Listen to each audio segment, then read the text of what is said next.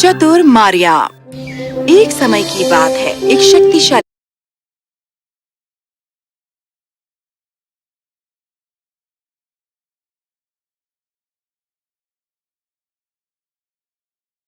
राज्य में एक गोबिन नामक व्यापारी रहता था। गोबिन राज्य का सबसे धनवान व्यापारी था और वो महल के करीब ही रहता था। इस गोबिन नामक व्यापारी की 3 बेटियां थीं। सबसे बड़ी बेटी का नाम एलिना था, दूसरी का नाम ग्रेटा और सबसे छोटी वाली थी मारिया। मारिया उन सब में सबसे सुंदर थी। एक दिन राजा ने व्यापारी को महल में बुलाया। प्रणाम महाराज। आओ गोबिन, तुम्हारा स्वागत है। महाराज, आपने मुझे बुलाया था? हाँ गोबिन, दरअसल बात यह है कि हमने अपने पड़ोसी देश के साथ एक बहुत बड़ा व्यापारिक सौदा किया है और इसके लिए हमें किसी विश्वास पात्र की आवश्यकता है जो वहाँ सुरक्षित माल पहुँचा सके। और मैं जानता हूँ कि इस काम में तुम ही वो एकमात्र इंसान हो। राजा की बात सुनकर गोबिन विचारों में डूब गया। वो अपनी बेटियों के बारे में चिंतित था, क्योंकि इससे पहले उसने कभी उन्हें अकेला नहीं छोड़ा था। आखिर बात क्या है गोबिन? तुम इतने शांत क्यों हो? ज्यादा कुछ नहीं है महाराज, बस बात इतनी सी है कि यदि मैं जाता हूँ तो मेरी बेटियां घर में अकेली रह जाएंगी। मैं बस उनके बारे में चिंतित हूँ, बस इतना ही। चिंता मत करो, तुम्हारे जाने के बाद तुम्हारी बेटियों की अच्छी देखभाल की जाएगी। सब ठीक हो जाएगा। जी महाराज। गोबिन अपनी बेटियों को अकेला नहीं छोड़ना चाहता था, पर वो राजा की इच्छा के विरुद्ध नहीं जा सकता था। वो घर गया अपनी बेटियों को अलविदा कहने के लिए। उसे गुलाब के पौधों के 3 गमले मिले। उसने अपनी बेटियों में से हर एक को एक-एक गमला दिया और उनसे कहा, मैं काम के लिए यात्रा पर जा रहा हूँ, किसी को घर के अंदर मत आने देना। यदि तुम लोगों ने ऐसा किया तो इन गमलों के जरिए मुझे पता चल जाएगा। कुछ गलत नहीं होगा पिताजी, अपनी यात्रा पर हमारे बारे में चिंता मत कीजिए। गोबिन ने अपनी बेटियों को अलविदा किया और वहाँ से निकल पड़ा। अगले दिन राजा अपने 2 दोस्तों के साथ उसके घर गया। उसे अपने घर की ओर आता देखकर मारिया ने अपनी बहनों से कहा, चलो तहखाने में जाएं और राजा के लिए जूस लेकर आते हैं। मैं चाबी लेकर आती हूँ। एलिना लालटेन लाएगी और ग्रेटा तुम बोतल उठाना। मारिया के शब्दों को सुनकर राजा ने कहा, नहीं, खुद को परेशान मत करो, हमें कुछ भी नहीं चाहिए, हम ठीक हैं। ठीक है, क्या तुमने सुना मारिया? राजा को कुछ नहीं चाहिए। हम दोनों में से कोई भी नहीं जाएगा। ठीक है, तुम मत जाओ, पर मैं जरूर जाऊंगी। मारिया वहाँ से चली गई। वो अपने पड़ोसी के घर दौड़ी गई। दरवाजा खोलिए, दरवाजा खोलिए। कौन है? कौन इतनी रात गया आया है? मौसी, मैं हूँ मारिया, कृपया दरवाजा खोलिए ना। ओह मारिया, तुम इतनी रात गए यहाँ किस लिए आई हो? मौसी, मेरी बहनों से लड़ाई हो गई है। कृपया आज रात मुझे अपने घर सोने दीजिए। ओह ठीक है, अंदर आ जा मेरी बच्ची। मारिया ने पूरी रात उस बूढ़ी औरत के घर में बिताई। जब मारिया लौटी नहीं तो राजा बहुत गुस्से में आ गया। जब मारिया सुबह घर वापस आई तो उसने देखा कि उसकी बहनों के गमलों का गुलाब मुरझा गया था, क्योंकि उन्होंने अपने पिता की आज्ञा नहीं मानी थी। वो अपनी सबसे बड़ी बहन के कमरे में गई। उसने देखा कि एलिना खिड़की में खड़ी है और महल के बाग की तरफ देख रही है। मारिया, तुम आ गई। देखो, बाग में वो सेब कितने सुंदर लग रहे हैं। वो कितने स्वादिष्ट होंगे। कृपया तुम जाओ और मेरे लिए कुछ तोड़ कर ले आओ। एलिना, तुम बड़ी हो गई हो, पर अभी भी बचपना नहीं गया। कृपया मारिया जाओ। ठीक है, मैं जाती हूँ। मारिया ने खिड़की से छलांग लगाई और वो बाग में गई। उसने सेब तोड़े।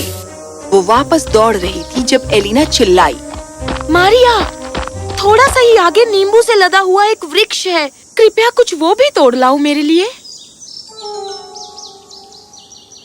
एक बार फिर मरिया बाग की ओर दौड़ी गई और इस बार जैसे ही वो नींबू तोड़ने के बाद वापस जाने को थी, माली ने उसे देख लिया।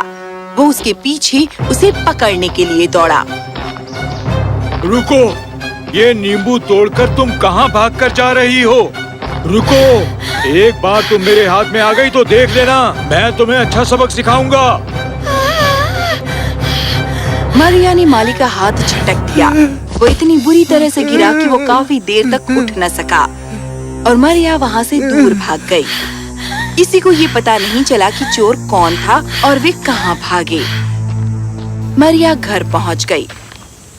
उसने सेब और नींबू एलिना को दिए और उस पर चिल्लाई, देखा, मैं तुम्हारे कारण कितनी मुसीबत में फंस सकती थी। अब के बाद मुझसे ऐसा करने के लिए मत कहना, समझ गई? मरिया चली गई। जो कुछ उसने कहा उससे एलिना को कुछ फर्क नहीं पड़ा। एलिना बस अपने सेबों का आनंद लेने लगी। कितने स्वादिष्ट सेब है। शुक्र है भगवान का कि मारिया ये ले आई, वरना मैं उन्हें कैसे चख सकती थी। बेचारा माली, वो अभी भी दर्द से तिलमिला रहा होगा। अगले दिन दूसरी बहन को केले खाने का जी चाहा।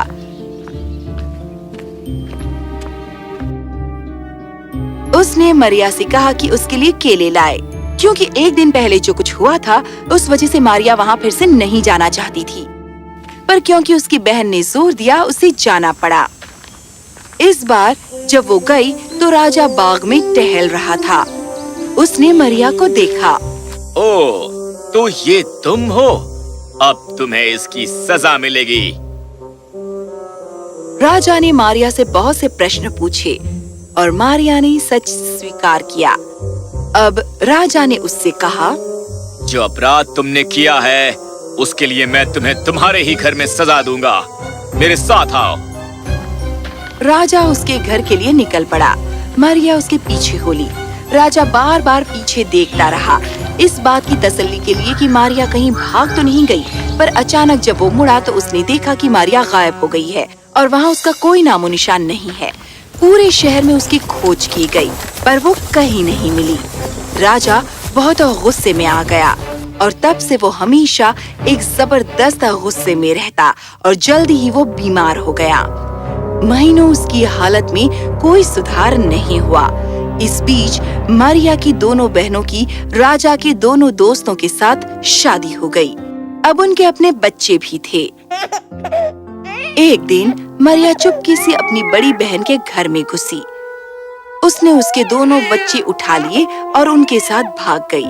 उसने बच्चों को फूलों की एक खूबसूरत टोकरी में रखा और उन्हें और ज्यादा फूलों से ढांक दिया ताकि कोई ये जान न सके कि उसमें बच्चे हैं। फिर उसने लड़कों की तरह कपड़े पहने, टोकरी को अपने सिर पर रखा और महल की तरफ गई, पुकारते हुए, राजा के पास ये फूल कौन लेकर जाएगा? जो प्रेम के कारण बीमार है, जो प्रेम के कारण बीमार है, राजा के पास ये फूल कौन लेकर जाएगा? राजा जो अपने बिस्तर में आराम कर रहा था, उसने ये आवाज सुनी। उसने अपने कमरे के बाहर तैनात पहरेदार को बुलाया। सुनो, यहाँ आओ। उस आदमी से फूल खरीद कर लाओ जो बाहर फूलों के लिए गुहार लगा रहा है। जाओ। पहरेदार गया और उसने फूलों की टोकरी खरीद ली। उसने राजा को वो टोकरी दी। जैसे ही राजा ने टोकरी पर से पत्ते हटाए, उसने उसके अंदर रोने की आवाज सुनी। उसने फूलों के बीच दो बच्चों को देखा। उसका हृदय प्रेम से भर गया। वो सोचने लगा कि वो मरिया को इस उपहार के लिए कैसे कीमत चुकाए। फिर उसे याद आया कि मरिया ने उसकी कैसे बेइज्जती की थी। वो फिर से तैश में आ गया। उसने मरिया से बदला लेने का मन बना लिया। तभी एक पहरेदार अंदर आया। महाराज, जिस व्यापारी को आपने काम के लिए भेजा था वो वापस आ गया है। ठीक है, उससे कहो कि कल दरबार में हाजिर हो एक पत्थर से बना कोट लेकर, और यदि वो नहीं आता तो उसे कड़ी सजा दी जाएगी। जाओ, जाकर कह दो उसे। जो आज्ञा महाराज। अपने घर की हालत देखकर व्यापारी बहुत उदास हो गया। उसने सोचा कि उसकी बेटियों ने उससे वादा किया था कि कुछ भी बुरा नहीं होगा, पर उसे वहाँ अपनी कोई भी बेटी दिखाई नहीं दे रही थी। उसे ये पता चला कि उसकी दोनों बेटियों ने उसकी इजाजत के बिना शादी कर ली है। वहाँ पहरेदार पहुँचा। सुनो, राजा ने आज्ञा दी है कि तुम्हें कल दरबार में हाजिर होना होगा। जो पत्थर से बना कोट तुमने राजा के लिए बनाया है, यदि तुम नहीं आए तो तुम्हें सजा मिलेगी।